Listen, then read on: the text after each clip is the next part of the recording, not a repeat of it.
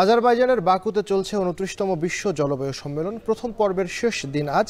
গত ৬ দিনে অভিযোজন, প্রশমন, ক্ষয়ক্ষতি ও নবায়নযোগ্য জ্বালানি ব্যবহার সহ নানা ইস্যুতে আলোচনা হয়েছে। সেখানে আছেন সহকর্মী মাহমুদ রাকিব। বিস্তারিত জানতে সরাসরি যুক্ত হচ্ছি তার সাথে।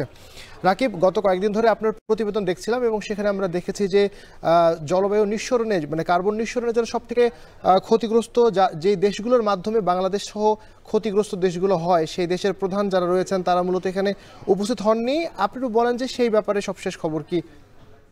তো বিভিন্ন রাষ্ট্রের যারা রাষ্ট্রপ্রধান তারা অংশ নিয়ে থাকেন। তো এবারও এই সম্মেলনে শতাধিক রাষ্ট্রের রাষ্ট্রপ্রধানরা অংশ নিয়েছিলেন, কিন্তু দুঃখজনক হলো এখনো পর্যন্ত কিন্তু মূল যে উদ্দেশ্যে হাজার হাজার কোটি টাকা খরচ করে এই সম্মেলন করা হয়, সেই সম্মেলনের যে ক্ষতিগ্রস্ত দেশগুলোর দাবি দেওয়া থাকে, তাদের ক্ষতিপূরণ দেওয়ার বিষয়টি, সেটি কিন্তু এবার এখনো পর্যন্ত তেমন কোনো সিদ্ধান্তে আসতে পারেনি বিশ্ব মরল্লা।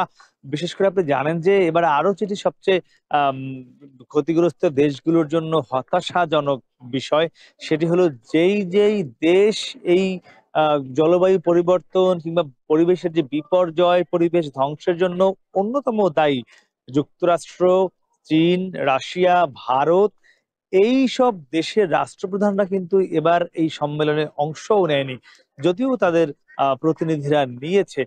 সুতরাং যারা দায়ী এই বিশ্ব ধ্বংসের জন্য, তাদের রাষ্ট্রপ্রধানরা যখন অংশ না নিবেন, তখন কিন্তু এই সম্মেলনের গুরুত্ব আরো অনেক বেশি কমে যায়। তো তো এটা নিয়েও কিন্তু ক্ষতিগ্রস্ত দেশগুলো ব্যাপক ক্ষুব্ধ অবস্থায় রয়েছে।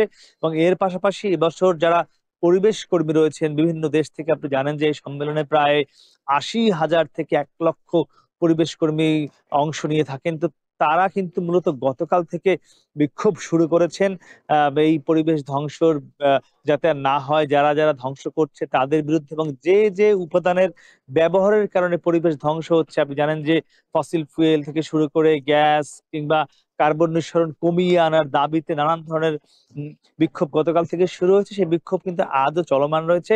এই আজারবাইজান সময় আমরা যত জেনেছি, ১টার সময় অর্থাৎ বাংলাদেশ সময়ে বিকেল ৩টে নাগাদ এখানে আজকে একটি বড় বিক্ষোভ হবে।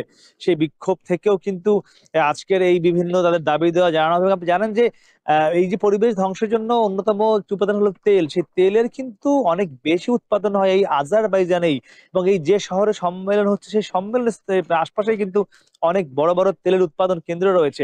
এবং আরো সবচেয়ে যেটি আহ হতাশার ব্যাপার, যে আজারবাইজানের যিনি প্রেসিডেন্ট, তিনি কিন্তু এবার যার পরিবেশ কর্মীদের বিক্ষোভ করবার অনুমতিও দেননি গত ৫ দিন ধরে। মূলত তারা গতকাল থেকে বিক্ষোভ করার অনুমতি পেয়েছে, আজকেও তারা বিক্ষোভ করবে। তো সেই বিক্ষোভ থেকে কিন্তু আজকেও তারা নানান দাবি দেওয়া তুলবে। নিশ্চয়ই পরবর্তী সংবাদে আপনাকে আবার আমি সেই খবর জানাবো যে বিক্ষোভ থেকে পরিবেশ কর্মীরা কি কি দাবি তুলছে। তা আমার কাছে বিশ্বের সবচেয়ে মজবুত আরএফএল ল্যাডার, যা 606 অন